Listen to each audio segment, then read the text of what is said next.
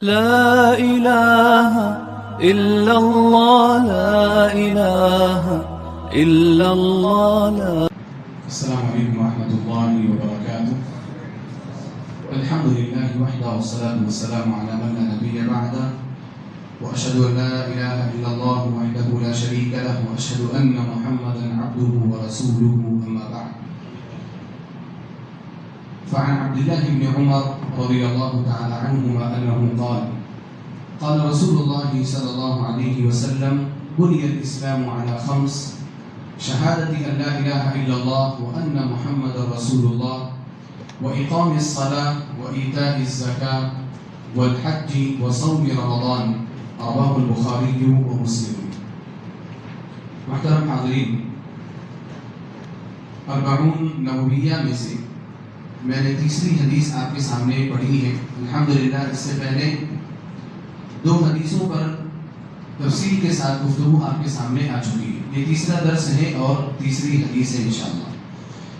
اس حدیث کے راوی ہیں عبداللہ بن عمر بن خطاب رضی اللہ تعالی عنہما. حضرت عمر بن خطاب رضی اللہ تعالی عنہ کے بیٹوں میں، ابنا میں، فرزندان میں سب سے موقر اور سب سے زیادہ قابل احترام اگر کوئی ہے تو وہ عبداللہ بن عمر رضی اللہ تعالی عنہما ہے، جنہوں نے علم سیکھا، اللہ کے رسول صلی اللہ علیہ وسلم کے قریب رہے، نبی صلی اللہ علیہ وسلم کی احادیث کو آپ نے سماعت کیا، اور ایک بڑی تعداد آپ نے حدیث کی ہم تک روایت کر کے پہنچائی. عبداللہ بن عمر رضی اللہ تعالی عنہما خاص طور پر جس لیے سب سے زیادہ مشہور ہیں صحابہ کرام میں، وہ ان کا اتباع سنت ہے. سنت کی اتباع، یعنی نبی صلی اللہ علیہ وسلم کو اپنی زندگی میں انہوں نے جو کچھ کرتے دیکھا، آپ وہ اس کی اتباع کرنے کی کوشش کرتے تھے. حتیٰ کہ آپ نے وہ کام بھی کیا جو نبی صلی اللہ علیہ وسلم کی سنت کی اتباع کے لیے موضوع نہیں ہے یا اس کے معنی اور مفہوم میں نہیں. مثال کے طور پر عبداللہ بن عمر رضی اللہ تعالی عنہ جب حج کے لیے جاتے تو اللہ کے رسول صلی اللہ علیہ وسلم نے مدینہ سے مکہ کے راستے میں جہاں جہاں بھی پڑاؤ کیا تھا، آپ ٹھہرے تھے، عبداللہ بن عمر رضی اللہ تعالی عنہ وہاں پر ٹھہرتے. حتیٰ کہ نبی علیہ السلام نے جب حج کیا تھا تو جیسے آپ مکہ میں داخل ہوئے تو آپ کی اونٹنی مکہ میں داخل ہونے کے بعد تھوڑی دور چلنے کے بعد اس نے یوں ٹرن لے لیا تھا، وہ مڑ کر کے جانے لگی تھی. پھر اللہ کے رسول صلی اللہ علیہ وسلم نے اس کو سیدھے راستے پر لگایا اور اس کو خانہ کعبہ کا راستہ دکھایا. تو عبداللہ بن عمر رضی اللہ تعالیٰ عنہ کی اتباع سنت کا جذبہ اتنا تھا کہ وہ وہاں پر پہنچ کر کے اپنی اونٹنی کی لگام کو موڑ دیا کرتے تھے، اس کا رخ موڑ دیا کرتے تھے نبی صلی اللہ علیہ وسلم کی اتباع میں. حالانکہ یہ وہ چیزیں نہیں ہیں جن میں نبی صلی اللہ علیہ وسلم کی اتباع کرنی ہے، یہ اتفاقیہ پیش آنے والے واقعات ہیں. اب اللہ کے رسول صلی اللہ علیہ وسلم جہاں پر پڑاؤ کیا تو وہ اس لیے بھی پڑاؤ کیا کہ یہاں پر پڑاؤ کرنا چاہیے. بس وہاں پر وقت ہوا، موقع مناسب لگا، اللہ کے رسول صلی اللہ علیہ وسلم نے پڑاؤ کر لیا. آپ کی اونٹنی جو مڑی اتفاقیہ طور پر آپ کی اونٹنی مڑی، ارادی طور پر یا اللہ رب العالمین کے حکم سے نہیں مڑی، یا وہ ایک ایسی چیز نہیں ہے جس میں ہمیں نبی علیہ السلام کی اتباع کرنی ہے اور اس کے ذریعے سے اللہ رب العالمین کی عبادت کرنی ہے. لیکن عبداللہ بن عمر رضی اللہ تعالی عنہ کا جذبہ اتباع اتنا زیادہ تھا. لیکن دوسرے جو صحابہ کرام ہیں، دوسرے صحابہ کرام نے عبداللہ بن عمر رضی اللہ تعالی عنہ پر نکیر کی. انہوں نے کہا کہ نہیں، یہ وہ چیزیں نہیں ہیں جن میں نبی صلی اللہ علیہ وسلم کی اتباع کرنی، کیونکہ اللہ کے رسول صلی اللہ علیہ وسلم نے جو اعمال کیے، کچھ اعمال آپ نے ماحول کے لحاظ سے کیے، کچھ اعمال آپ نے فطری تقاضوں کے مطابق کیے. یہ وہ چیزیں نہیں ہیں جن میں نبی علیہ السلام کی اتباع کرنی. ہاں، وہ اعمال جو اللہ کے رسول صلی اللہ علیہ وسلم نے اللہ رب العالمین کے حکم کے مطابق انجام دیے، عبادت کے طور پر جنہیں انجام دیے، ان میں ہمیں نبی صلی اللہ علیہ وسلم کی اتباع کرنی. بہرحال عبداللہ بن عمر رضی اللہ تعالی عنہ کا جو پورا معاملہ تھا، پوری زندگی جو تھی وہ اتباع سنت سے عبادت تھی. آپ ہمیشہ اللہ رب العالمین کے قریب ہونا چاہتے تھے. حتیٰ کہ فتنوں کے دور میں بھی عبداللہ بن عمر رضی اللہ تعالی عنہ نے اپنے آپ کو بچا کر کے رکھا، دور ہی رکھا اپنے آپ کو. جب امیر معاویہ رضی اللہ تعالی عنہ اور حضرت علی بن ابی طالب رضی اللہ تعالی عنہ کے درمیان اختلاف ہوا، حتیٰ کہ جنگ کی بھی نوبت آئی، جنگ صفین، اس وقت بھی عبداللہ بن عمر رضی اللہ تعالی عنہ نے اپنے آپ کو دور رکھا. تو ایک بڑی بہترین زندگی عبداللہ بن عمر رضی اللہ تعالی عنہ نے گزاری ہے. وہی اس حدیث کے راوی ہیں، فرماتے ہیں قال رسول اللہ صلی اللہ علیہ وسلم. کو بخور جل رہا شاید، اگر بند کر دیں تو اچھا ہے. بند ہو گیا. مسئلہ ہے اس سے سانس اٹکتی ہوئی. تو عبداللہ بن عمر رضی اللہ تعالیٰ عنہما ہی اس حدیث کے راوی ہیں. آپ نے فرمایا قال رسول اللہ صلی اللہ علیہ وسلم کہ اللہ کے رسول صلی اللہ علیہ وسلم نے فرمایا بنی الاسلام علی خمس، اسلام کی بنیاد 5 چیزوں پر رکھی گئی، 5 بنیادیں. اس حدیث کو امام بخاری اور امام مسلم نے روایت کی ہے پوری حدیث، لیکن یہ حدیث اور مختلف کتابوں میں بھی ہے.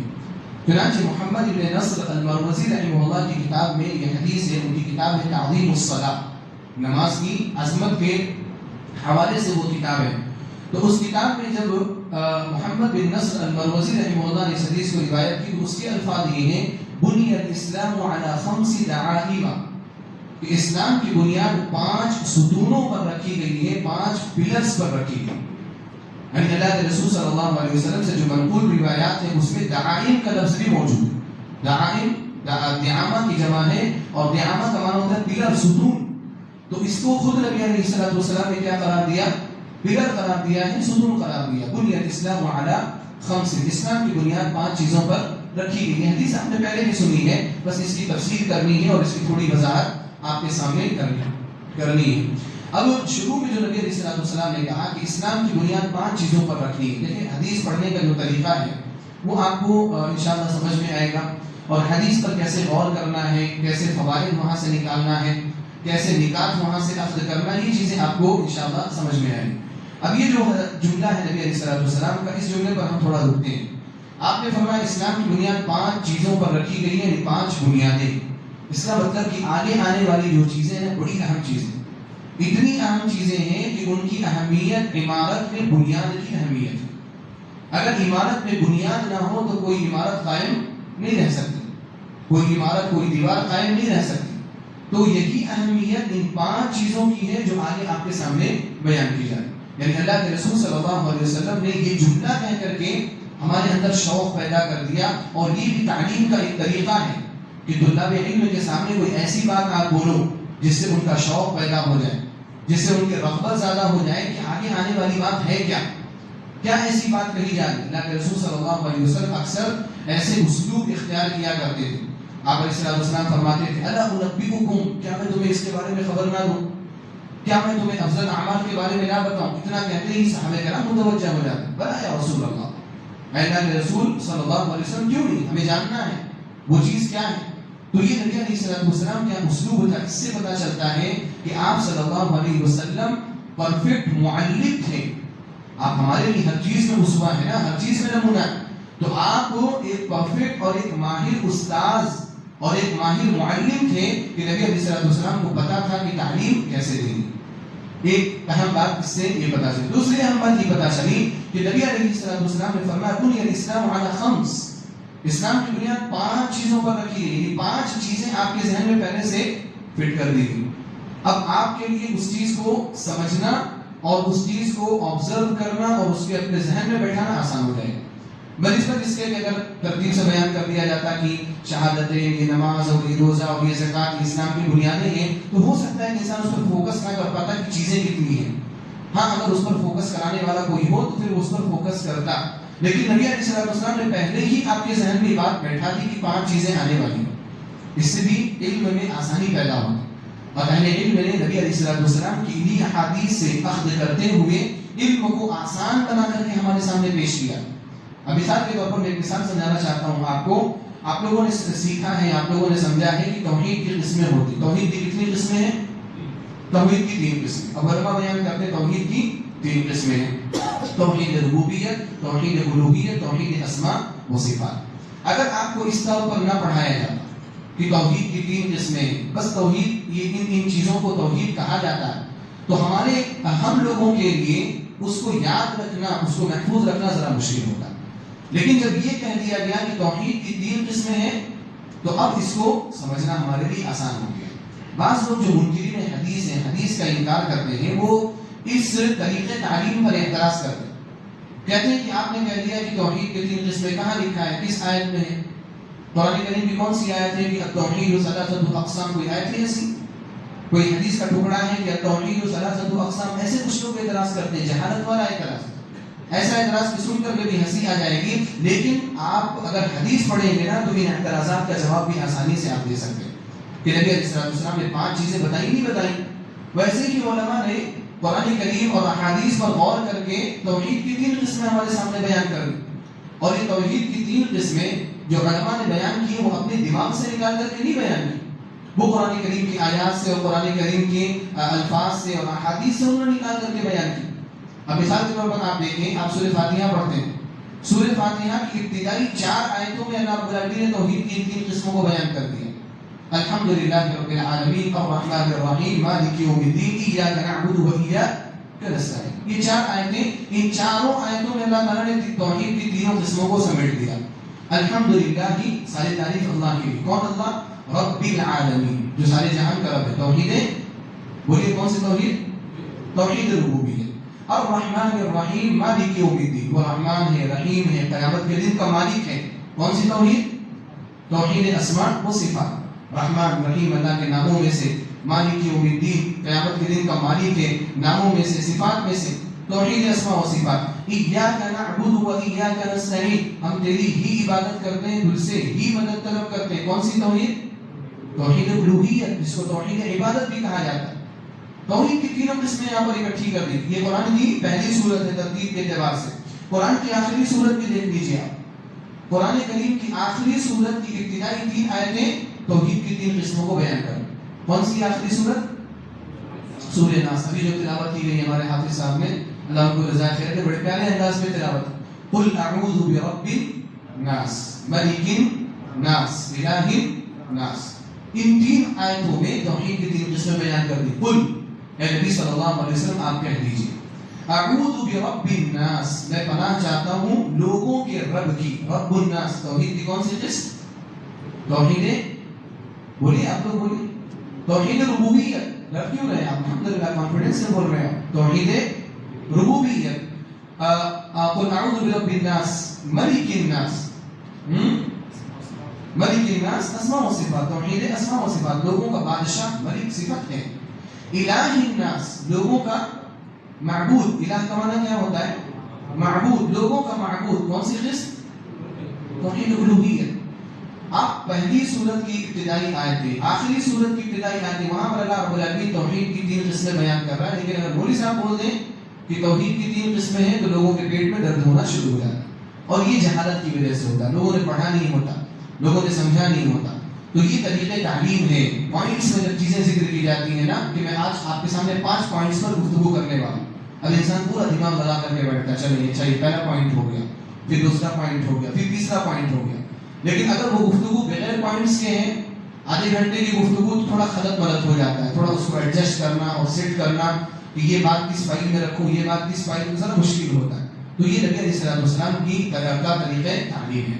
آپ نے فرمایا 5 چیزوں پر اسلام کی بنیاد رکھی گئی. شہادت ان لا الہ الا اللہ وان محمد رسول اللہ. پہلی بنیاد کیا ہے؟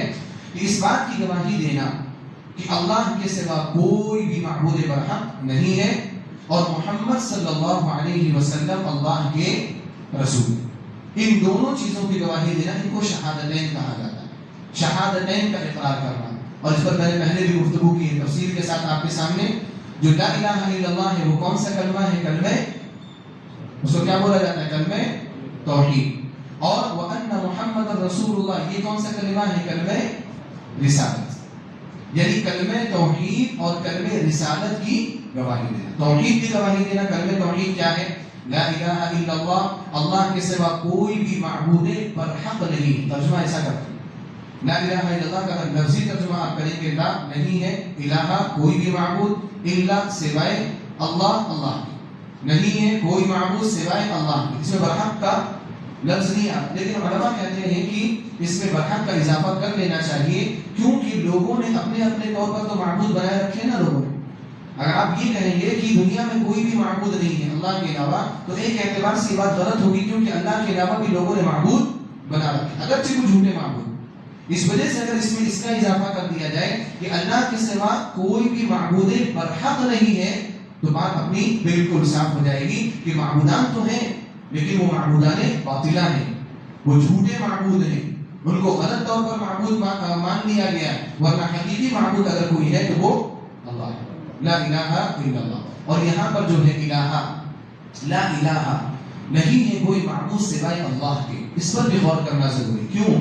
کیونکہ آج کے زمانے میں مسلمانوں میں سے ہی کچھ طبقے ایسے ہیں, کچھ لوگ ایسے ہیں جو لوگ جب توحید کی بات کرتے ہیں نا تو توحید ربوبیت کی بات کرتے ہیں, توحید الوہیت کی بات نہیں کرتے.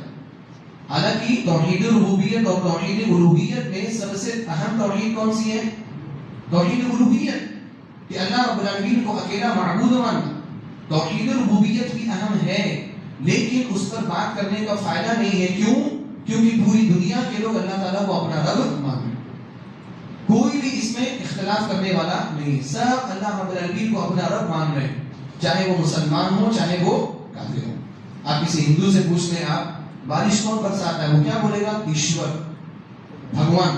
وہ جس کو ایشور اور بھگوان بول رہا ہے نا وہی اللہ ہے, وہ اور کسی معبود کا نام نہیں لیتا. آپ اگر اس سے پوچھیں آپ کو پیدا کس نے کیا؟ بھگوان نے پیدا کیا ہے.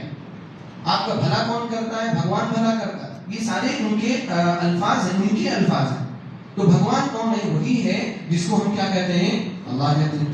فارس میں جو لوگ رہتے ہیں وہ اس کو خدا کہہ دیتے ہیں, انگلش جاننے والے اس کو گاڈ کہہ دیتے ہیں. ہر ایک کے یہاں الگ الگ اللہ رب العالمین کے نام ہیں لیکن ہے وہی ذات جس کو مراد دیا جا رہا ہے. اور یہی یہ توحید جو ہے توحید ربوبیت, مشرکین مکہ بھی اس توحید کو مانتے تھے. اللہ رب العالمین نے قرآن کریم میں کئی جگہوں پر اس کا ذکر کیا ہے. وَلَئِن سَأَلْتَهُم مَّن خَلَقَهُم لَيَقُولُنَّ اللَّهُ. نبی علیہ السلام اگر آپ ان سے پوچھیں گے نا کہ ان کو پیدا کس نے کیا تو یہ کہیں گے کہ اللہ نے پیدا کیا. آپ ان سے پوچھیں گے کہ بارش کون برساتا ہے, آسمانوں اور زمینوں کا رب کون ہے, عرش عظیم کا رب کون ہے, کون پناہ دیتا ہے, کون لوگوں کی مدد کرتا ہے, سب کا جواب کیا دیں گے یہ لوگ؟ کہ اللہ رب العالمین. تو یہ لوگ توحید ربوبیت مانتے تھے مکہ کے مشرکین, پھر بھی اللہ تعالیٰ نے ان کو کیا قرار دیا؟ مشرک قرار دیا.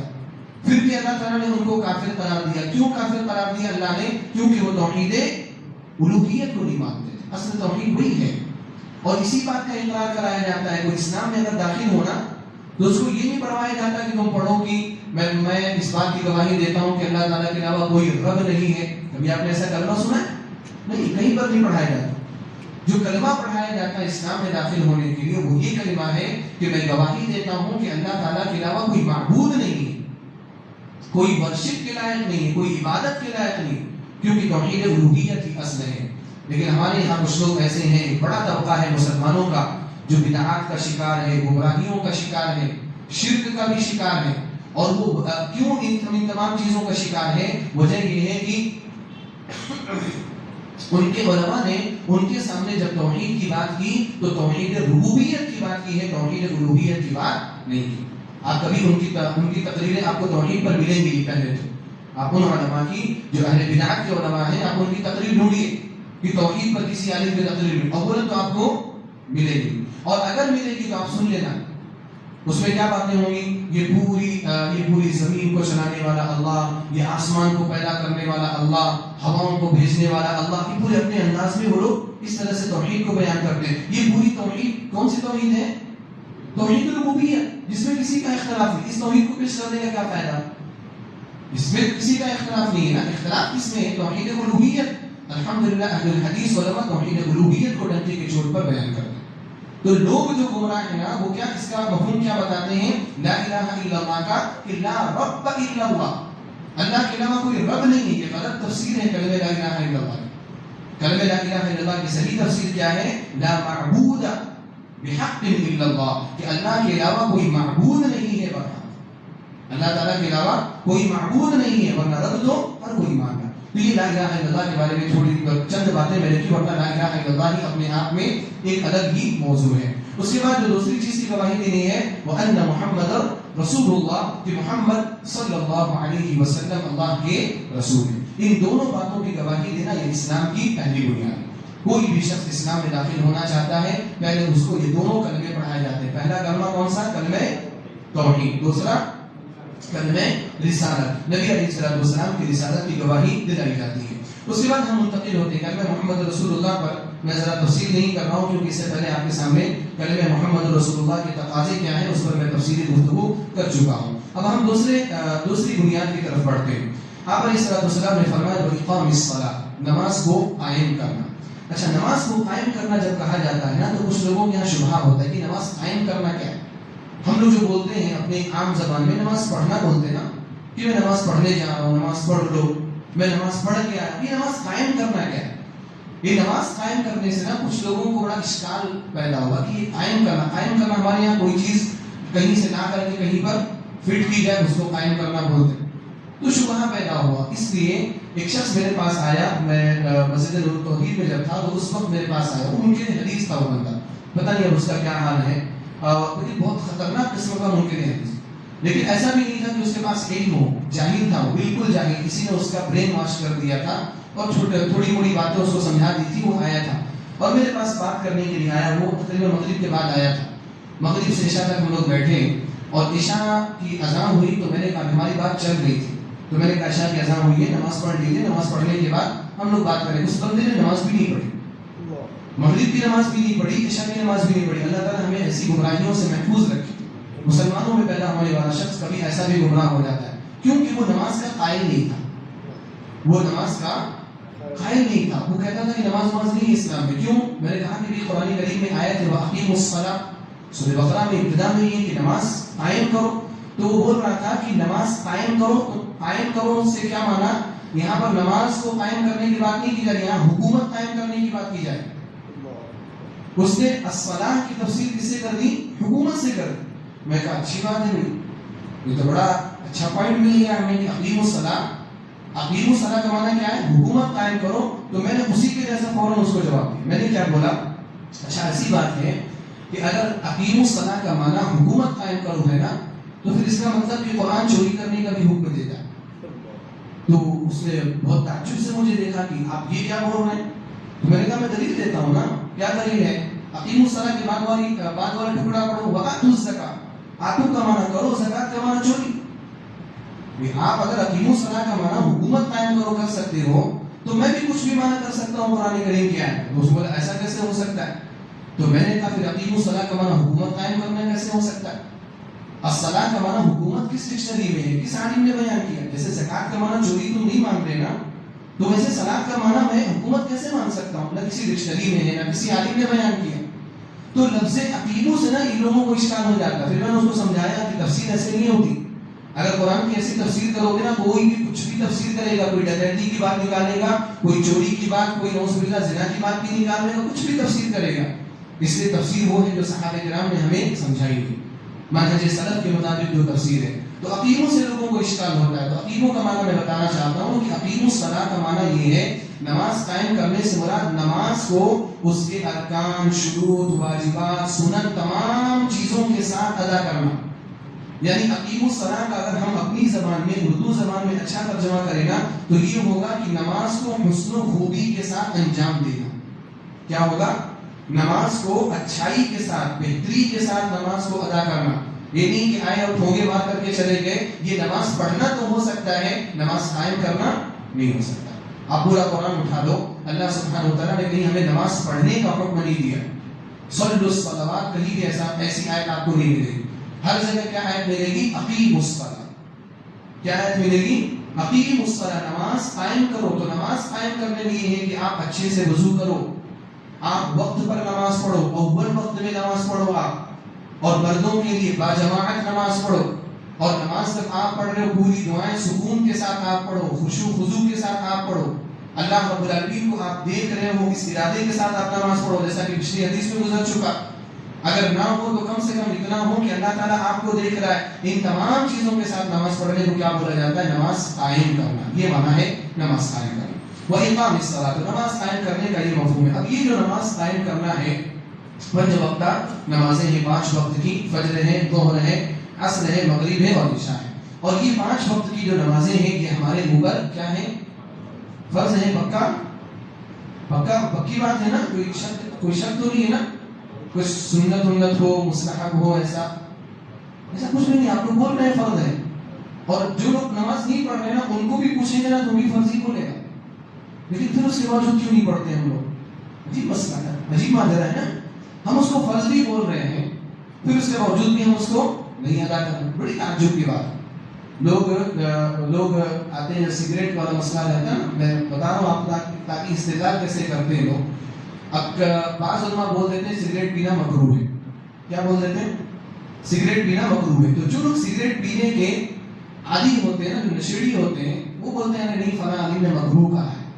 تو ایک ایسی شخص آیا میرے پاس، اس نے کہا کہ مجھ سے پہلے پوچھا کہ سگریٹ کا حکم کیا؟ میں نے تو کہا حرام ہے. میں نے کہا حرام ہے، اور اس کے دلائل میں نہیں فلاں مولوی صاحب کہہ رہے تھے مکروہ ہے. میں نے کہا ٹھیک ہے نا، مکروہ کہہ رہے تھے تو ٹھیک ہے، اچھی بات ہے. مکروہ کہہ رہے تھے تو مکروہ کا معنی کیا ہوتا ہے؟ کرو. اگر فلاں مولوی صاحب مکروہ بول رہے تھے نا، تو مکروہ کا معنی کیا ہوتا ہے؟ کرو. مکروہ کا معنی ہوتا ہے ناپسندیدہ، نہیں کرنا ہے. پھر تم کیسے کرو؟ اگر اس کو مکروہ بھی مانو نا، تب بھی وہ کرنے کی چیز نہیں ہے. حرام مانو تو بدرجے والا کرنے کی چیز ہے. لیکن مینٹلٹی دیکھو آپ، مکروہ بول دیے نا تو وہ سمجھتا ہے کہ نہیں مجھے جواز مل گیا تھوڑا موڑا. حالانکہ مکروہ کا معنی بھی کیا ہے؟ نہیں کرنا ہے اس کو. لیکن کیا سمجھ رہا ہے وہ؟ کر لیے تو کوئی حرج نہیں. مکروہ ہے ناپسندیدہ، پسند ہے ہی نہیں، یہ غلط عمل ہے، گندا عمل ہے، چھوڑ دینا. لیکن چھوڑنے کو تیار ہے. ویسے ہم لوگ کیا ہے، فرض بول رہے ہیں لیکن اس کو عملی طور پر ماننے کے لیے تیار نہیں ہے. اللہ رب العالمین ہم سب کو ہدایت نصیب فرمائے. یہ نماز دیکھیں فرض ہے، واجب ہے. اس کے واجب ہونے میں کسی بھی قسم کا کوئی شبہہ نہیں، پوری امت کا اجماع ہے. بلکہ حنابلہ کے نزدیک ایک وقت کی بھی جان بوجھ کر کے نماز چھوڑ دینے والا بندہ کافر ہے، وہ دار اسلام سے خارج ہے. مجھے یاد آتا ہے میں مسجد نبوی میں بیٹھا تھا شیخ عبد المحسن العباد حفظہ اللہ کے درس میں، اور صحیح مسلم پڑھتا تھا میں شیخ سے، اور الحمدللہ تقریباً پوری صحیح مسلم میں شیخ عبد المحسن العباد حفظہ اللہ سے پڑھی، جو شیخ عبد الرزاق البدر کے والد گرامی. تو ایک خاتون نے سوال کیا، کہ خاتون کے سیکشن سے ایک سوال آیا. وہ سوال یہ تھا کہ خاتون نے کہا کہ میرا شوہر ایسا ہے جو نماز نہیں پڑھتا. اور نماز نہ پڑھنے کا معنی یہ نہیں تھا ہمارے یہاں کے جیسے لوگ سال بھر بھی نماز نہیں پڑھتے، ایسے بھی مسلمان سال بھر بھی نماز نہیں پڑھتے. اس نے کہا کہ نماز پڑھتے ہیں لیکن فجر کی نماز بھول کر جاتے ہیں، اور مصروفیت کے اوقات کی نماز وہ بھول کر جاتے ہیں. تو میں ان کے ساتھ نکاح میں رہوں یا نہ؟ آپ کو تعجب ہوگا، میں بھی متعجب ہوا. شیخ عبد المحسن العباد حفظہ اللہ نے کہا کہ تم مجھ سے کھلا لے لو. اس عورت کو کیا کہا؟ تم اس سے کھلا لے لو. کیونکہ اگر کوئی شخص ایک وقت کی بھی نماز چھوڑ دیتا ہے تو وہ شخص دار اسلام سے خارج ہو جاتا ہے، اور جو دار اسلام سے خارج ہو جائے اس کے نکاح میں رہنا تمہارے لیے جائز ہی نہیں. تم دیندار عورت ہو، تم دیندار لڑکی ہو. میں نہیں کہہ رہا ہوں کہ جو خواتین سن رہی ہو ایسا کرنے لگ جائے. یہ حنابلہ کے نزدیک یہ فتویٰ ہے. جمہور علماء اس کو نہیں مانتے، لیکن حنابلہ اس چیز میں بہت سخت موقف اختیار کیا، اور ان کے دلائل بھی ہیں. اللہ رب العالمین نے فرمایا فَإِن تَابُوا وَأَقَامُوا الصَّلَاةَ وَآتَوُا الزَّكَاةَ فَإِخْوَانُكُمْ فِي الدِّينِ. اگر یہ لوگ توبہ کر لیں، کافروں کے بارے میں کہا اللہ تعالیٰ نے اگر یہ توبہ کر لیں، توبہ کرنے سے مراد شہادتین کا اقرار کر لیں، ان کے لیے وہی توبہ ہے نا. فَإِن تَابُوا اگر یہ توبہ کر لیں، وَأَقَامُوا الصَّلَاةَ اور نماز کی پابندی کرنے لگ جائیں، وَآتَوُا الزَّكَاةَ زکات کی ادائیگی کرنے لگ جائیں، فَإِخْوَانُكُمْ فِي الدِّينِ تب یہ تمہارے دینی بھائی ہیں. اللہ تعالیٰ نے کافروں کو دینی بھائی کب قرار دیا؟ 3 شرطوں کے ساتھ. ایک شرط توبہ یعنی شہادتین کا اقرار، دوسری شرط نماز کی پابندی، تیسری شرط زکات کی ادائیگی. فَإِخْوَانُكُمْ فِي الدِّينِ اب وہ تمہارے بھائی ہیں. یعنی اگر کوئی توبہ تو کر لے لیکن نماز نہ پڑھے، زکات ادا نہ کرے، وہ دینی بھائی. قرآن کریم کی یہ تعلیم ہے. تو حنابلہ کے نزدیک یہ مسئلہ ہے. اب نماز چھوڑنے والا جو شخص ہے اس شخص کو کم از کم اتنا سوچنا چاہیے کبھی تنہائی میں بیٹھ کر کے کہ میں جو کام کر رہا ہوں، میں جو نماز چھوڑ رہا ہوں نا، یہ ایسا عمل انجام دے رہا ہوں کہ بعض علماء کے نزدیک میں کافر ہوں. آپ تمام علماء کے نزدیک نہیں تو کم سے کم بعض علماء کے نزدیک آپ کیا ہیں؟ کافر، دائرہ اسلام سے خارج. اور بلکہ اگر کافر نہ بھی مانا جائے، امام ابو حنیفہ رحمہ اللہ، امام شافعی رحمہ اللہ، تقریباً سارے اہل علم کا یہ کہنا ہے کہ اگر اسلامی حکومت ہو اور کوئی بندہ ایسا ہو جو نماز نہ پڑھنے والا ہو، اس کو جیل میں ڈال دیا جائے، اور جیل میں ڈالنے کے بعد اس کو توبہ کرائی جائے. اگر وہ توبہ کر لیتا ہے اور نماز کی پابندی شروع کر لیتا ہے تب تو ٹھیک ہے، ورنہ وہ توبہ نہیں کرتا اور نماز کی پابندی بھی نہیں کرتا تو اس کی گردن کو باندھ دیا جائے، اس کو قتل کر دیا جائے، کیونکہ وہ نماز کی طرف نہیں آتا. نماز کا اتنا بڑا رکن ہے، اتنا نماز کی اتنی بڑی اہمیت ہے. اسی لیے حضرت عمر رضی اللہ تعالیٰ عنہ نے فرمایا لا حظ فی الاسلام لمن ترک الصلاۃ، جس نے نماز چھوڑ دی اسلام میں اس کا کوئی حصہ ہی نہیں ہے. بلکہ عبداللہ ابن شقیق رحمہ اللہ تابعین میں سے جنہوں نے صحابہ کرام سے ملاقات کی، سنن ترمذی میں ان کی روایت، ان کا اثر موجود ہے. آپ کہتے ہیں کہ کان اصحاب رسول اللہ صلی اللہ علیہ وسلم لا يرون شيئا من الاعمال تركه كفر غير الصلاۃ، کہ صحابہ کرام کا معمول یہ تھا کہ وہ اسلام کی کسی بھی چیز کے چھوڑنے کو کفر نہیں سمجھتے تھے سوائے نماز. یعنی اگر کوئی شخص اسلام کی کسی حکم کو چھوڑ دے تو اس کی وجہ سے اس کو کافر قرار نہیں دیتے تھے سوائے نماز کے، کہ اگر نماز کسی نے چھوڑ دی تو صحابہ کرام سمجھتے تھے کہ وہ کافر ہو گیا، اس نے کفر کی راہ اختیار کر لی. یہ اہمیت ہے نماز کی، لیکن اس کے باوجود ہم لوگ نمازوں سے غافل ہیں. تو ہمیں چاہیے کہ ہم خود نماز کی پابندی کریں. ہمارے گھر میں جو بھی بچے بچیاں بالغ ہو چکے ہیں نا، ان کو نماز کی پابندی کرانا ضروری، بلکہ بلوغت سے پہلے تربیت کرنی ہے. 7 سال کے ہو جائیں حکم دینا، 10 سال کے ہو جائیں ان کی تربیت کرنی ہے، زبردستی ان کو نماز پڑھوانا ہے. نماز نہ پڑھیں مارنے کا بھی حکم نبی علیہ السلام نے دیا، اجازت دی کہ مار سکتے ہیں، حالانکہ بھی نماز ان کے اوپر فرض نہیں ہے. نماز کا فرض ہوتی ہے بالغ ہونے کے بعد، لیکن 10 سال کے بعد کیوں مارنے کا حکم دیا جائے؟ کیونکہ بندہ اگر 10 سال کے بعد نماز نہیں پڑھ رہا ہے تو بالغ ہونے کے بعد نماز چھوڑے گا اور اس وقت وہ اللہ رب العالمین کے مجرم قرار پائے گا. وَإِقَامِ الصَّلَاةِ، یہ دوسری بنیاد. وَإِيتَاءِ الزَّکَاۃ، زکات ادا کرنا. زکات ادا کرنا یہ بھی اسلام کے ارکان میں سے ایک اہم رکن ہے. اور افسوس اس پر بھی ہے کہ لوگوں نے جس طریقے سے نماز کو چھوڑ دیا ہے اس طریقے سے زکات کو بھی چھوڑ دیا. لوگ آج کے زمانے میں ہضم کر جا رہے ہیں زکات کو. وجہ کیا ہے نا، ایک تو سسٹم کی غلطی ہے، اسلامی حکومت نہیں ہے تو ایک ہمارے سسٹم کی غلطی ہے کہ ہم لوگ متفرق طور پر ہیں. اب ہم کتنے لوگ ہیں، ہم میں سے کس کے اوپر زکات فرض ہوتی ہے کس کے اوپر نہیں ہوتی ہے ہمیں نہیں معلوم. حالانکہ ہم بعض لوگوں کو 5-5 سال سے 10-10 سال سے جانتے ہیں، لیکن ہمیں نہیں معلوم کہ اس کی زکات کتنی نکلتی ہے اور وہ زکات کتنی نکالتا ہے. جب یہ بات مخفی ہے نا، پوشیدہ ہے، تو اب کون زکات نکال رہا ہے کون زکات نہیں نکال رہا ہے، کون پوری نکال رہا ہے کون آدھی نکال رہا ہے، ہمارے پاس اس کا حساب نہیں ہے. اب نماز کو ہی دیکھ لو آپ، یہ نماز باجماعت آ کر کے پڑھنے کا کیوں ہے؟ کیونکہ آپ باجماعت نماز پڑھو گے نا تو آپ ایک مسجد کے مصلی بن جاؤ گے. اب اس مسجد کے مصلی بن گئے تو ہوگا کیا کہ اگر آپ کبھی نماز میں نہیں آئے، سستی کر گئے، تو کوئی بندہ ملے گا، امام صاحب ملے گا، پوچھے گا کہ آپ نماز پڑھنے نہیں آ گئے آج کل، کیا بات ہے؟ خیریت ہوگی اور ذرا سا آپ کو نصیحت ہو جائے. کیوں نصیحت ہوگی؟ کیونکہ آپ مسجد میں نماز پڑھنے آ رہے ہیں، الگ اعلان آپ نماز پڑھ رہے ہیں.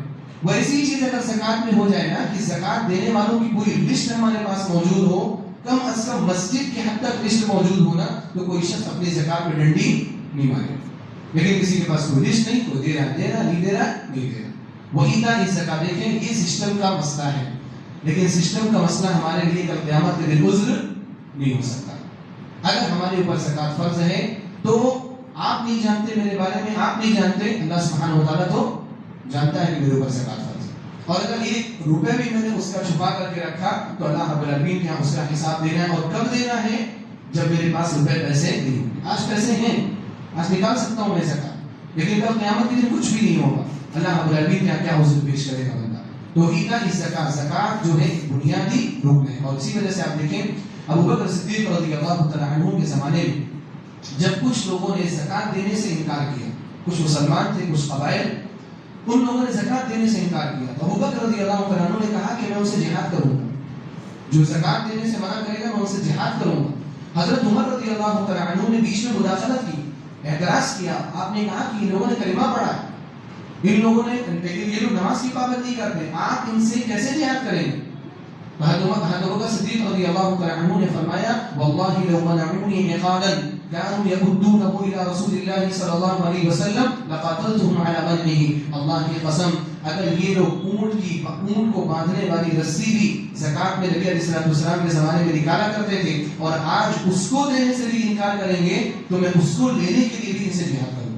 اونٹ کی رسی کتنی معمولی ہوتی ہے، 150 روپے میں آنے والی چیز، لیکن اگر وہ بھی زکات میں نکالی جاتی تھی اور آج نہیں نکال رہے تو میں اس کو لینے کے لیے بھی ان سے جہاد کروں. حضرت عمر رضی اللہ تعالیٰ عنہ نے بار بار بات کی، بحث کی، لیکن اخیر میں حضرت عمر رضی اللہ تعالیٰ عنہ بھی مطمئن ہوئے کہ ابو بکر صدیق رضی اللہ تعالیٰ عنہ جو بات کیا ہے وہ بات کیا ہے بالکل پرفیکٹ، بالکل صحیح.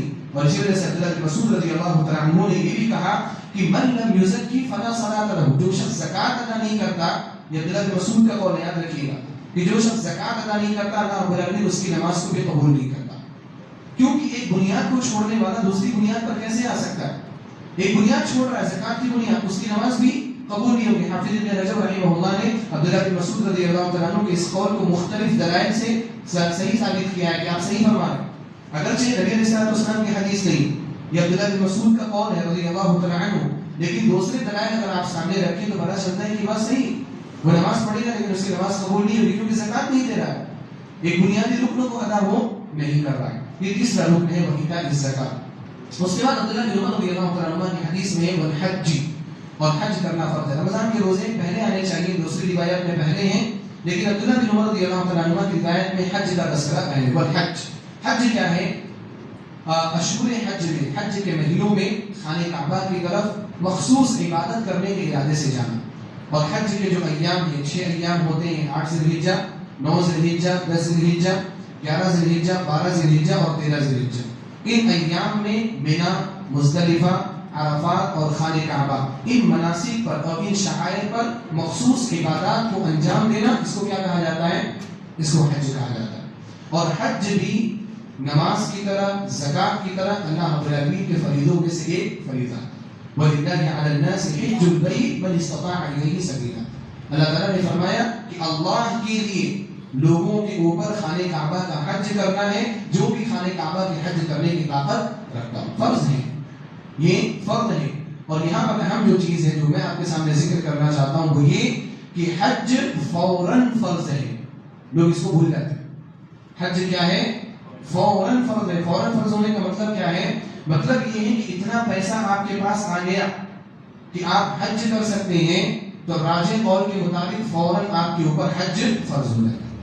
آپ کے پاس اتنا پیسہ ہے، مثال کے طور پر ابھی اگر گورنمنٹ سے حج کر دیا جائے 4 لاکھ 5 لاکھ روپے جو بھی لگے، 4 لاکھ 5 لاکھ روپے آپ کے پاس ہیں، اور اس کے علاوہ بھی آپ کے گھر کے خرچ کے لیے، نان و نفقے کے لیے آپ کے پاس پیسے موجود ہیں، تو یہ 4-5 لاکھ روپے کی اگر سیونگ آپ کے پاس ہے تو آپ کے اوپر حج فرض ہے، آپ کو فارم بھر دینا چاہیے۔ ہاں وہ الگ بات ہے کہ اگر آپ کا نام نہیں آیا پہلے سال، آپ اگلے سال ٹرائی کریے، وہ ان کی ٹینشن ہے، آپ اپنی ٹینشن سے فارغ ہو جائیں۔ اللہ تعالیٰ آپ سے پوچھے گا کہ آپ نے فارم نہیں بھرا، آپ نے حج کرنے کی کوشش نہیں کی، حج فوراً فرض ہے، حج فرض ہوا، آپ حج کریے۔ آپ ہمارے یہاں لوگ حج کو کیا کرتے ہیں؟ مؤخر کر رہے ہیں، یعنی کب کریں گے؟ جب 60 سال کے ہو جائیں گے، 70 سال کے ہو جائیں گے، پھر ایسی نوبت آ جاتی ہے کہ پھر انسان اپنی جانب سے حج کرنے کی طاقت ہی نہیں رکھتا، پھر حج بدل کرواتا ہے، حج نیابت کرواتا ہے۔ سنن ابن ماجہ میں روایت ہے، اللہ کے رسول صلی اللہ علیہ وسلم نے فرمایا بل کان منکم اراد الحج فلیتعجل، جو شخص بھی تم میں سے حج کرنا چاہتا ہے فوراً حج کرے، جلدی حج کرے، فإنه قد يمرض المريض، کیونکہ کبھی انسان بیمار ہو جائے اور وہ حج میں جانے کی طاقت نہیں رکھے گا۔ وتضل الضالہ، کبھی کسی کی سواری غائب ہو جائے، اس زمانے میں سواری رہتی کہ اونٹ غائب ہو گیا تو کیسے حج کرے؟ آج کے زمانے میں پیسے ختم ہو گئے، آج پیسے ہیں اگلے سال نہیں، آج پیسہ ہے آج حج کر لو، پھر ہو سکتا ہے اس کے بعد کبھی آئے گا زندگی میں پیسہ، اللہ نہ کرے ایسا ہو، لیکن ایسے بھی تو ہوتے ہیں نا کہ آج پیسہ ہے آپ کے پاس، آپ نے حج نہیں کیا، پھر اس کے بعد زندگی میں کبھی نہیں آیا، پھر آپ تڑپ رہے، آپ حج ظاہر کر رہے ہیں، حج نہیں کر سکا، جب ہے فوراً کر لو۔ وتضل الضالہ وتعرض الحاجہ، کبھی کوئی ضرورت پیش آ جاتی ہے، پیسے خرچ کرنے پڑ جاتے ہیں اس ضرورت میں، تو جب آپ کے پاس 4 لاکھ 5 لاکھ کی سیونگ ہو جائے فوراً کیا کرنا ہے؟ حج کو کر لینا ہے۔ اور جو شخص اس کے باوجود بھی حج نہیں کرتا، حضرت عمر رضی اللہ تعالیٰ عنہ کا موقف وہ سن لیں، سنن ترمذی میں ہے، حضرت عمر رضی اللہ تعالیٰ عنہ کا یہ اثر، آپ نے فرمایا کہ جس شخص کے اوپر حج فرض ہو اور وہ حج نہ کرے فَسَبَاءٌ عَلَيْهِ أَبَاتَ يَهُودِيًّا أَوْ نَصْرَانِيًّا، تو اس کو کوئی فرق نہیں پڑتا کہ وہ یہودی ہو کر کے مر رہا ہے یا عیسائی ہو کر کے مر رہا ہے۔ یعنی حضرت عمر رضی اللہ عنہ نے کہا کہ جو حج فرض ہو جائے پھر بھی حج نہیں کر رہا، پھر وہ کیسا مسلمان؟ حج کرنے کی خواہش نہیں اس کے، حج بھی نہیں کر رہا ہے، بلکہ بعض روایات میں حضرت عمر رضی اللہ عنہ سے یہ ثابت ہے کہ آپ نے کہا، آپ نے حکم دیا اپنے گورنروں کو کہ جاؤ دیکھو جو لوگ حج کرنے کی طاقت رکھتے ہیں اس کے باوجود حج نہیں کرتے ہیں، ان کے اوپر ٹیکس نافذ کر دو، جزیہ نافذ کر دو۔ جزیہ کس کے اوپر نافذ ہوتا ہے؟ کافروں کے اوپر، ان کافروں کے اوپر جو اسلامی حکومت کی سیکورٹی میں رہتے ہیں، تو اسلامی حکومت ان کو سیکورٹی پرووائڈ کرتی ہے تو اس کے بدلے ان سے ٹیکس لیتی ہے، جزیہ دیتی ہے۔ حضرت عمر رضی اللہ عنہ نے کیا کہا کہ جو حج کر سکتا ہے حج نہیں کر رہا ہے اس کے اوپر کیا نافذ کر دو؟ ٹیکس نافذ کر دو۔ یعنی حضرت عمر رضی اللہ عنہ اس کو مسلمانوں میں کنسیڈر کرنے کے لیے تیار نہیں، اتنا خطرناک مسئلہ ہے۔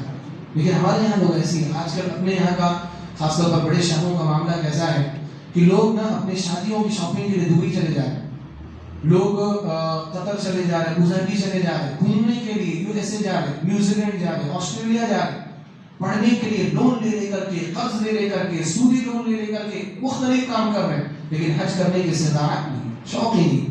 عمرہ کرنے کے خواہش مند نہیں ہے، حج کرنے کے خواہش مند نہیں ہے. یہ بڑا خطرناک معاملہ ہے جو ہمارے معاشرے کا. آخری جو چیز ہے حج کے بعد وصوم رمضان، اور رمضان المبارک کے روزے رکھنا ہے. 5 بنیادیں. رمضان المبارک کے روزے فرض ہیں اور انشاءاللہ چند دنوں میں رمضان المبارک ہمارے اوپر طلوع ہونے والا ہے. اللہ تعالیٰ ہم سب کو صحت اور عافیت کے ساتھ رمضان کے مہینے تک پہنچائے اور رمضان کے خیر سے اور اس کی برکتوں سے ہم سب کو فائدہ اٹھانے کی توفیق عطا فرمائے. البتہ یہاں پر دیگر بنیادوں کے ساتھ اس پر بھی افسوس ہوتا ہے کہ پہلے تو لوگ روزے نہیں چھوڑا کرتے تھے، لیکن اب لوگوں نے روزہ چھوڑنا بھی شروع کر دیا. پہلے کے لوگ خاص طور پر ہم نے جو دیکھا ہے نماز چھوڑ دیا کرتے تھے، لیکن روزہ رمضان آتا تھا تو بالکل پابند ہو جاتے تھے. ابھی بھی الحمدللہ اکثریت ایسی ہے، لیکن کچھ ایسے بھی ہیں جو رمضان مبارک آنے کے باوجود بھی نہیں چینج ہوتے، بدلتے. مسلمان ہیں، روزہ نہیں رکھتے، بھوک برداشت نہیں ہوتی، جاب پر جانا ہے، آفس میں جانا ہے، مزدوری کرنی ہے، گاڑی چلانا ہے، یہ کرنا ہے، وہ کرنا ہے، مختلف بہانے بنا کر کے وہ لوگ روزہ نہیں رکھ رہے. اور جب روزہ نہیں رکھیں گے تو نمازوں کی پابندی ہوگی نہیں ہو سکتی. آپ ایک بنیاد چھوڑ کر کے نا دوسری بنیاد پر پرفیکٹ ہونے کی کوشش کرو گے، آپ کی بھول ہے، کبھی نہیں ہو سکتے. آپ اگر روزہ نہیں رکھو گے تو آپ کی نماز بھی نہیں ہوگی. اب جو نماز نہیں پڑھتا تراویح پڑھے گا نہیں پڑھے گا. جو تراویح نہیں پڑھتا وہ لیلۃ القدر یعنی راتوں میں جاگ کر کے اللہ تعالیٰ کو راضی کرنے کی کوشش کرے گا، کچھ بھی نہیں کرے گا. کافروں کی جیسی زندگی، کافروں کی جیسی زندگی برباد کر رہے اپنی زندگی کو. روزہ چھوڑنا یہ بہت بڑا گناہ ہے، اسلام کو چھوڑنے جیسا، اسلام کی بنیاد کو چھوڑنے جیسا. ایک حدیث بول کر میں اپنی بات ختم کروں گا. اللہ کے رسول صلی اللہ علیہ وسلم کو کچھ نظارے دکھائے ہیں. ان نظاروں میں سے ایک نظارہ آپ صلی اللہ علیہ وسلم کو یہ دکھایا گیا کہ کچھ لوگوں کو جہنم میں لٹکایا گیا اور ان کو سخت سے سخت سزا دی جائے. آپ صلی اللہ علیہ وسلم نے ان کے بارے میں پوچھا فرشتوں سے، جو فرشتے آپ کو لے کر کے جا رہے تھے، کہ یہ کون لوگ ہیں جن کو جہنم میں سخت سے سخت سزا دی جائے. تو فرشتے نے کہا هؤلاء هم الذين يفطرون قبل تحلة صوم. یہ وہ لوگ ہیں جو افطار کے وقت کے ہونے سے پہلے روزہ کھول دیا کرتے، یعنی کہ سورج ڈوبا بھی نہیں اور روزہ کھول دیا کرتے. وہ ہمیں یہ حدیثوں پر فٹ کرتے ہیں لوگ کہ ہم لوگ کرتے نہیں. ہم لوگ تو سورج ڈوبنے کے بعد کرتے، اور سورج ڈوبنے کے بعد احتیاط کے نام پر جو لوگ تاخیر کرتے ہیں ان کے لیے الگ وعید والی حدیث ہے. نبی علیہ السلام نے فرمایا کہ لوگ ہمیشہ خیر میں رہیں گے جب تک افطار میں جلدی کریں. جلدی کرنے کا مطلب کیا؟ وقت ہو فوراً آپ افطار کرو. یہاں ان لوگوں کی بات ہو رہی ہے جو لوگ پہلے وقت کے ہونے سے پہلے افطار کرتے ہیں، ان لوگوں کو اس طرح کی سزا دی جا رہی تھی. تو جن لوگوں کو یہ سزا دی جا رہی، حالانکہ انہوں نے دن کا ایک بڑا حصہ روزہ رکھا، آخری کے 15-20 منٹ پہلے یعنی سورج ڈوبنے سے پہلے انہوں نے افطار کر دیا، جب ان کو یہ سزا دی جا رہی، اس شخص کی سزا کا حال کیا ہوگا جو شخص روزہ ہی نہیں رکھ رہا ہے، پورا صبح سے شام تک وہ اللہ رب العالمین کی نافرمانی کر رہا ہے، اس کا حال کیا ہوگا. اس لیے یہ جو باتیں ہیں یہ بنیادی باتیں ہیں، ان بنیادی باتوں کو سمجھنا اور ان کو اپنی زندگی میں نافذ کرنا ہمارے لیے ضروری. کوئی آپشن نہیں ہے، کوئی اختیار نہیں ہے کہ شیخ ہم یہ نہیں کر پائیں گے تو وہ کر لیں، نہیں. کوئی یہ پانچوں چیزیں کیا ہیں آپ کو کرنی ہی کرنی، اس میں کوئی بھی فرق نہیں. ایک آخری چیز یہ ہے کہ اس میں ایک طرح سے پورے اسلام کی طرف اشارہ ہے، کیونکہ عبادات کی 2 یا 3 قسمیں کرتے ہیں، لیکن کہ بدنی عبادات اور مالی عبادات یا ترکی عبادات. تو بدنی عبادات یعنی جو جسم کے ساتھ کی جاتی، تو بدنی عبادات میں نماز ہے. تو اللہ سبحانہ و تعالیٰ نے نماز کا ذکر کر کے تمام بدنی عبادات کی طرف اشارہ کر دیا، نبی علیہ السلام نے اشارہ کر دیا. اور مالی عبادات جیسے زکوٰۃ ہے، تو یہ مالی عبادت. کچھ عبادتیں ایسی ہوتی ہیں جو مالی اور بدنی دونوں ہوتے ہیں، جیسے حج ہے، بدنی عبادت بھی ہے اور مالی عبادت. تو زکوٰۃ کا تذکرہ کر کے نبی علیہ السلام نے ہر طرح کی مالی عبادت کی طرف اشارہ کر دیا کہ مسلمان ہر قسم کی مالی عبادت کرتا ہے. تیسری جو قسم ہے ترکی عبادت، یعنی کچھ چیزیں چھوڑنا، جیسے روزہ، ہم روزے میں حلال چیزیں بھی چھوڑ دیتے، یہ ترکی عبادات ہے. تو اس کو ذکر کر کے نبی علیہ السلام نے اس بات کی طرف اشارہ کیا کہ آپ کو زندگی میں حرام چیزیں چھوڑنی، جن کو بھی اللہ رب العالمین حرام قرار دے دے، چاہے ہمیشہ کے لیے حرام کردہ چیزیں ہوں، چاہے وقتی طور پر حرام کردہ چیزیں ہوں. تو ہم روزے میں وقتی طور پر حرام کردہ چیزوں کو کیا ہے چھوڑ دیتے، لیکن جو ہمیشہ کے لیے حرام چیزیں ہیں کبھی کبھار ہم ان کو چھوڑ نہیں پاتے. جیسے سود ہے، سود نہیں چھوڑ پا رہے لوگ، سودی کاروبار کر رہے ہیں، رحم کا نام لے کر کے، مختلف نام لے کر کے. کچھ لوگ شراب پینے کے بھی آتے ہیں، الحمدللہ حدیثوں میں تو نہیں ہوتے، لیکن حدیثوں میں کچھ لوگ اکا دکا دیکھنے میں آ جاتے. کچھ لوگ شراب نہیں چھوڑ پا رہے ہیں، حالانکہ یہ کیا حرام ہو، ہمیشہ کے لیے حرام. تو روزہ ایک تربیت ہے اس کے لیے کہ جو ہمیشہ کے لیے جو حرام چیزیں ہیں نا آپ ان کو چھوڑنے کے عادی بن جائیں. رب العالمین سے دعا ہے میرے عالمین تو ہمیں احادیث کو اسی طرح سے صحیح طور پر سمجھنے کی توفیق عطا فرما, احادیث کو قبول کرنے, ذہنوں میں بیٹھانے اور احادیث کے احکام پر عمل کرنے کی توفیق عطا فرما. آمین. وآخر دعوانا الحمد للہ رب العالمین. السلام علیکم ورحمۃ اللہ وبرکاتہ.